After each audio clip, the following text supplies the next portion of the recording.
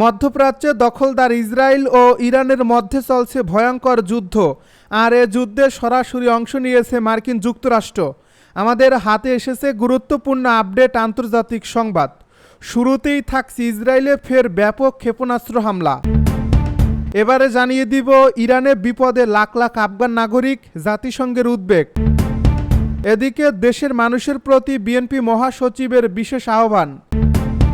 আরও জানাবো হাসিনা টুপ করে ঢুকে পড়লে আম গাছে বেঁধে বিচার করবে মানুষ, বলছে আক্তার। সব শেষে জানিয়ে দিব লোহিত সাগরে ছোট নৌকা থেকে বাণিজ্যিক জাহাজে হামলা।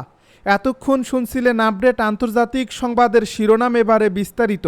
তবে তার আগে অনুরোধ রইল ভিডিওটিতে একটি লাইক এবং কমেন্ট করে জানিয়ে দিন ভিডিও সম্পর্কে আপনার মূল্যবান মতামত। আরও জানিয়ে দিন ভিডিওটি কোথা থেকে দেখছেন বা কোন জেলা থেকে দেখছেন। ইসরায়েলে ফের ব্যাপক ক্ষেপণাস্ত্র হামলা। অধিকৃত ফিলিস্তিনের ইসরায়েলের অংশে ইয়েমেনি ভূখণ্ড থেকে নতুন করে ক্ষেপণাস্ত্র হামলার খবর পাওয়া গেছে। এ সময় দখলদার এ রাষ্ট্রটির বেশ কয়েকটি অঞ্চলে সতর্কতা সাইরেন বাজানো হয়। স্থানীয় গণমাধ্যমের বরাতে মেহের নিউজ এজেন্সি জানায়, রোববার এ মিসাইলটি ইয়েমেন থেকে নিক্ষেপ করা হয়েছে বলে জানানো হয়। অন্যদিকে ইসরায়েলের গণমাধ্যমের খবরে দাবি করা হয়, ইয়েমেন থেকে ক্ষেপণাস্ত্র ছোড়ার পর তেল আবিবের বেন গুরিয়ন আন্তর্জাতিক বিমানবন্দরে সাময়িকভাবে সব ফ্লাইট স্থগিত রাখা হয়। এ সময় মধ্যাঞ্চল সহ ফিলিস্তিনের পশ্চিম তীরের বিভিন্ন এলাকায় সাইরেন বেজে ওঠে। হিব্রু ভাষার কয়েকটি গণমাধ্যম জানিয়েছে, ক্ষেপণাস্ত্র হামলার ফলে দখলকৃত কুদ শহরের কাছাকাছি বেইত হেমস শহরের আশপাশে আগুন ধরে যায়। টাইমস অফ ইসরায়েল দেশটির সেনাবাহিনীর বরাতে দাবি করছে, তাদের বিমান প্রতিরক্ষা ব্যবস্থা ক্ষেপণাস্ত্রটি প্রতিহত করছে। যদিও হুতি আনসারুল্লাহ নিয়ন্ত্রিত ইয়েমেনি বাহিনী এ বিষয়ে এখনও কোনো আনুষ্ঠানিক বিবৃতি দেয়নি। এর আগে বৃহস্পতিবারেও ইসরায়েলি সেনাবাহিনী জানিয়েছিল, ইয়েমেন থেকে তাদের ভূখণ্ডের দিকে আরেকটি ক্ষেপণাস্ত্র নিক্ষেপ করা হয় এবং তা তাদের রাডার সিস্টেমে শনাক্ত হয়। এই ঘটনাগুলো গাজা যুদ্ধ শুরু হওয়ার পর থেকে ইয়েমেনি বাহিনীর পক্ষ থেকে চালানো একাধিক ক্ষেপণাস্ত্র ও ড্রোন হামলার ধারাবাহিকতা। ইরানে বিপদে লাখ লাখ আফগান, জাতিসংঘের উদ্বেগ। ইরানে অবস্থানরত লাখ লাখ আফগান নাগরিকদের জন্য বেঁধে দেওয়া সময়সীমা আজ শেষ হয়ে যাচ্ছে। দেশটির সরকার জানিয়েছে, আজ রবিবারের মধ্যে অবৈধ অভিবাসীরা ইরান না ছাড়লে তাদের গ্রেপ্তার করে জোরপূর্বক বহিষ্কার করা হবে। ইসরায়েলের সঙ্গে 12 দিনের যুদ্ধ এবং তাতে যুক্তরাষ্ট্রের ভূমিকার কারণে ইরানের নিরাপত্তা পরিস্থিতি চরম উত্তেজনাকর হয়ে ওঠে। বিশেষ করে ইরানের ইউরেনিয়াম স্থাপনায় হামলার পর সরকার অভ্যন্তরীণ নিরাপত্তা নিয়ে কড়া অবস্থানে গেছে। ইরান সরকার 2023 সাল থেকেই দেশে থাকা অবৈধ অভিবাসীদের ফেরত পাঠানোর প্রক্রিয়া শুরু করে। চলতি বছরের মার্চে জানানো হয়, বৈধ কাগজপত্রবিহীন আফগানদের 7 জুলাইয়ের মধ্যে স্বেচ্ছায় দেশত্যাগ করতে হবে, নইলে তাদের বলপূর্বক পাঠিয়ে দেওয়া হবে। এর মধ্যেই প্রায় 7 লাখ আফগান ইরান ত্যাগ করছেন। জাতিসংঘের তথ্য অনুযায়ী শুধু জুন মাসে 2,30,000 আফগান দেশে ফিরে গেছেন, কিন্তু এখনও লক্ষাধিক আফগান নাগরিক বহিষ্কারের ঝুঁকিতে আছেন। দেশের মানুষের প্রতি বিএনপি মহাসচিবের বিশেষ আহ্বান। বিএনপির মহাসচিব মির্জা ফখরুল ইসলাম আলমগীর বলেছেন, দেশের উন্নয়নে ও জাতির কল্যাণে আমাদের ঐক্যবদ্ধ হতেই হবে। আমরা তো অনেক আগেই সেই ঐক্যের কথা বলে আসছি।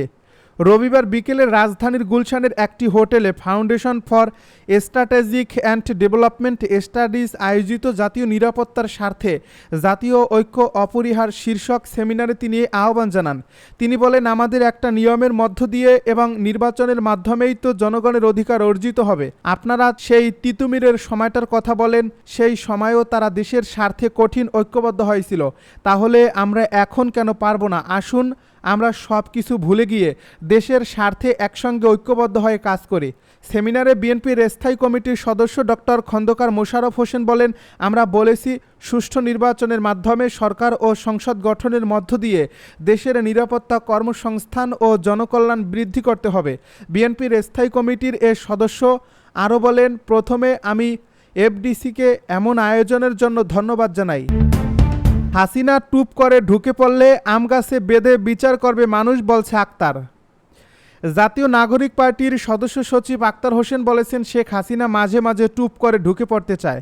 চাঁপাইনবাবগঞ্জের মানুষ বলে, শেখ হাসিনা বাংলাদেশে ঢুকুক, তাকে ধরে আম গাছের সঙ্গে বেঁধে গণহত্যার বিচার করা হবে।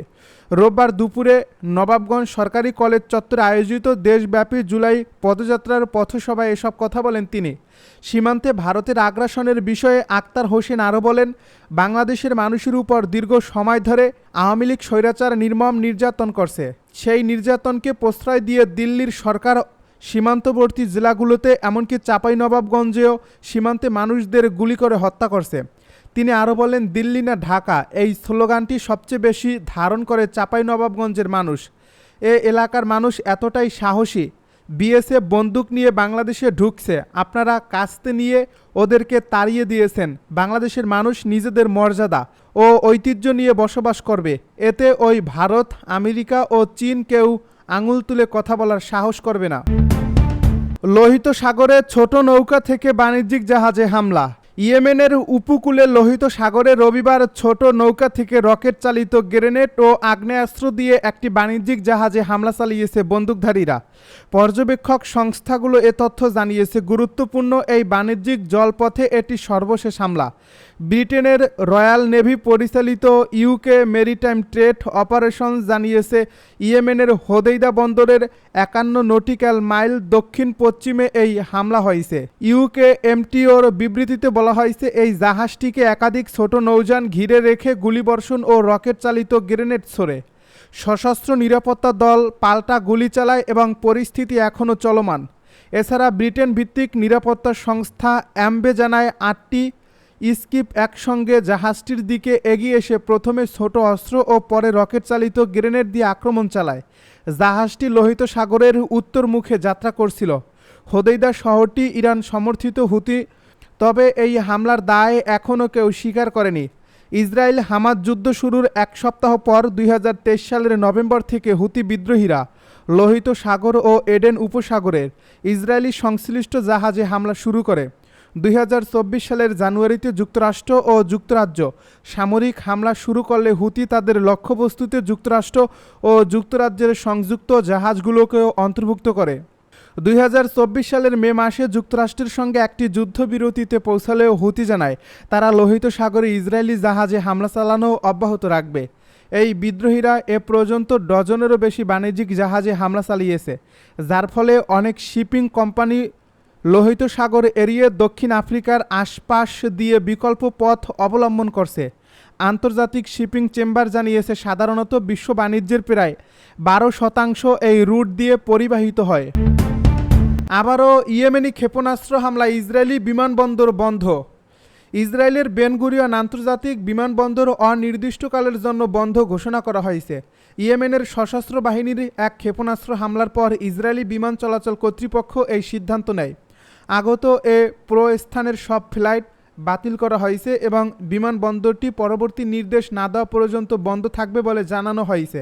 রোববার ভোরে আরবভাষী আন্তর্জাতিক সংবাদ মাধ্যমগুলো জানায়, এই হামলার পর ইসরায়েলি অধিকৃত অঞ্চলগুলো কার্যত আন্তর্জাতিক আকাশপথ থেকে বিচ্ছিন্ন হয়ে পড়ে। ডেড সি এলাকার বিভিন্ন স্থানে বিমান হামলার সতর্কতার সংকেত বাজতে শুরু করে, তবে এখন পর্যন্ত হতাহত বা ক্ষয়ক্ষতির কোনো আনুষ্ঠানিক প্রতিবেদন পাওয়া যায়নি। ইসরায়েলি সামরিক বাহিনী এক সংক্ষিপ্ত বিবৃতিতে জানায়, এই হামলার সময় তাদের আকাশ প্রতিরক্ষা ব্যবস্থা সক্রিয় ছিল এবং তারা এই হামলার প্রতিরোধে কাজ করছে। এই ঘটনার মাত্র এক সপ্তাহ আগেই ইয়েমেনি সেনাবাহিনী বেন গুরিয়ন বিমানবন্দর লক্ষ্য করে ব্যালিস্টিক ক্ষেপণাস্ত্র হামলার দায় স্বীকার করে।